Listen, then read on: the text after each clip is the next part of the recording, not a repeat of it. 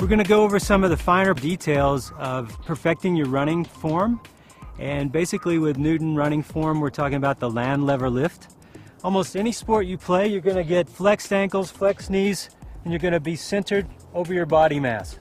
That's the way you ski, that's the way you play almost any sport. With that, you'll notice right away, I'm able to absorb shock and return energy by using both braking and propulsive muscles. If you strike on your heel with stiff legs, you have neither. No cushion, no energy return. Cushion, energy return simultaneously. If you use all toes, like a sprinter, you're all propulsive and no cushion.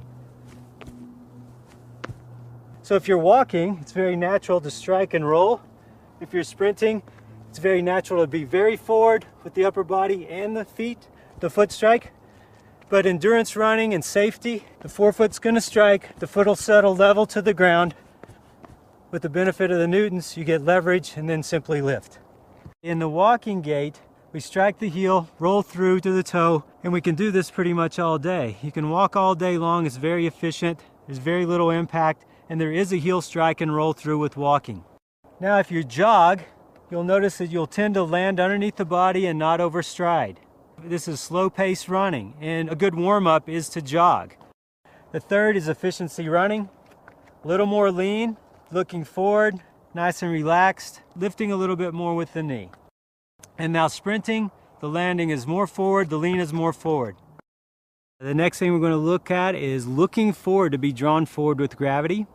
You want to have a little lean from your waist, not from the shoulders particularly. Nice and straight at the shoulders, but lean forward slightly. That'll pull you forward and help you land over your center of your body mass, because that is what we want to create, high cadence and landing underneath the body mass as opposed to overstriding and braking.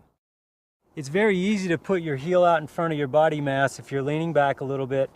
It's very easy to strike real hard with your toes and push off if you're more of a toe runner. So heel striker or toe runner is really high. What are the injuries that are around that as well? If you're a heel striker, you have this braking that we were just demonstrated a moment ago. You have rotational forces, and now you have to push through and push off hard here, which is overusing your calf, your Achilles, and your plantar fascia. The next thing we want to look at is finding your sweet spot. With Newton running, that's very important because the technology is centered over your forefoot.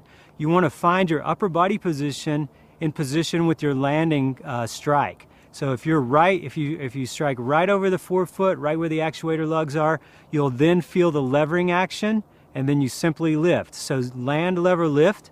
So it's athletic position. Find the sweet spot, which is a tipping point for your leverage. You're going to now look forward. You're going to lean slightly, and you're just going to touch and lift. So land, lever, lift. By sensing the ground quicker, you'll be able to feel the technology, allow the technology to work as a cushion, as a levering unit, and then as a propulsion unit. So land, lever, lift means using less of your own power and more stored and retrieved energy from your working muscle and tendon and from the footwear itself. So unlike any other shoe on the market, one of the biggest things that you can experience once you find your sweet spot of landing and feeling the tipping point or leverage of the Newton running shoe in conjunction with the proper upper body position on the footwear, you'll now be able to run with less energy, greater speed, and reduce rotational forces and impact forces.